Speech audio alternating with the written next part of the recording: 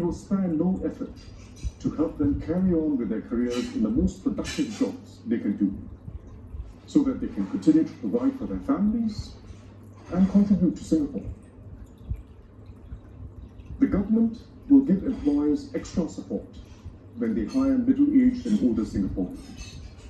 We will also scale up the new mid-career pathways program in the months to come, so they get opportunities to work at companies and public sector agencies and can prepare for more permanent jobs in future. This is and must be a national effort, and it needs new thinking among employers to give middle-aged and mature Singaporean workers a fair chance to prove themselves. Employers need to reorient their management philosophies and their HR and talent management practices. No Singaporean who is willing to learn should be too old to hire. And no one who is willing to adapt should be viewed as overqualified. We will work closely with the business associations to bring all employers into this national effort. MOM will also watch companies' hiring practices to ensure they comply with the fair consideration framework. If it becomes the norm to hire mid-career Singaporeans and train them for new jobs, everyone is better off. Our workers will be able to build on their skills and experience, and we will have a more capable and motivated workforce with a strong Singaporean core that every employer can rely on. We're also investing heavily in reskilling and upskilling the majority of Singaporeans who still have jobs. Many occupations are being transformed by the digital revolution and other technological advances. We've been preparing for this for several years, but COVID-19 is fast-forwarding the changes. When we talk of the jobs of the future, therefore, it is not some far-off or hypothetical possibility. The future begins now. That is why we've expanded training opportunities in every sector and every job. Through the next round of Skills Future, like here at E2I, everyone must have the courage to re-gear to stay on track and make the effort to acquire new skills at regular points in your careers, possibly even learning whole new disciplines. Please take on the challenge. These efforts will not only give Singaporeans good jobs, but also help with social mobility, where everyone keeps learning throughout life.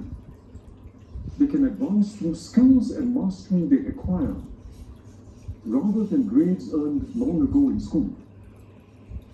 We are progressively developing this meritocracy of life. But good schools are critical to social mobility too. Social mobility is what Singapore has been about, and how we have transformed our society since the 1960s. Generations of children from humble backgrounds have moved up in life through education and by working hard in their jobs and businesses. Even today, Singaporeans who grow up in lower income families have a better chance of moving up the income ladder than those in most other advanced countries.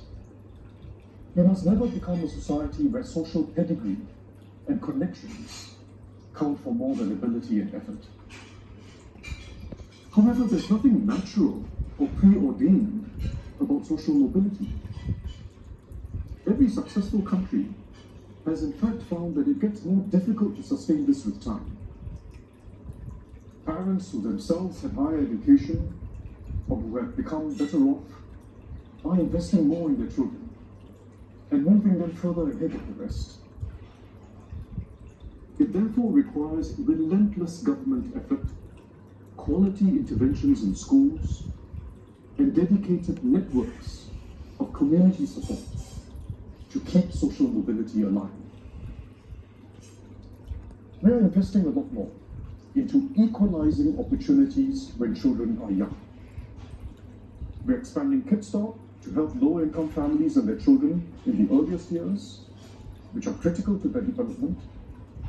And we have upgraded the preschool profession and set up the National Institute of Early Childhood Development to raise standards. So whichever preschool your child goes to, he or she will have a good start. We're also investing more in our schools to make sure that every student who needs extra support will get it. During the recent circuit breaker, our teachers made great effort to help students from poorer homes and those at risk to ensure they did not fall behind. But it is also an ongoing, broader effort. MOE has been allocating extra resources to schools for students from disadvantaged backgrounds. We will give them even more support in the coming years by hiring more teachers, allied educators, student welfare officers, and teacher counselors. They will strengthen the school teams that support students who are doing less well in primary schools, and our uplift efforts to help those at risk. And they will help students to go as far as they can through the full subject-based banding system in secondary schools. Minister Ong Ye Kung is also accelerating plans to equip all secondary school students with a personal laptop or tablet for learning. They will each have their own device by next year, 7 years ahead of the original target. When you add up all we are doing, starting from the earliest years of childhood onward, we're making a determined effort to keep Singapore a place where every individual can do well, regardless of their starting points. Finally, we must strengthen our culture of solidarity and provide Singaporeans with greater assurance of assistance when they meet with difficulties in life. We must remain a society where self-effort is rewarded and each one of us takes pride in achieving something in life.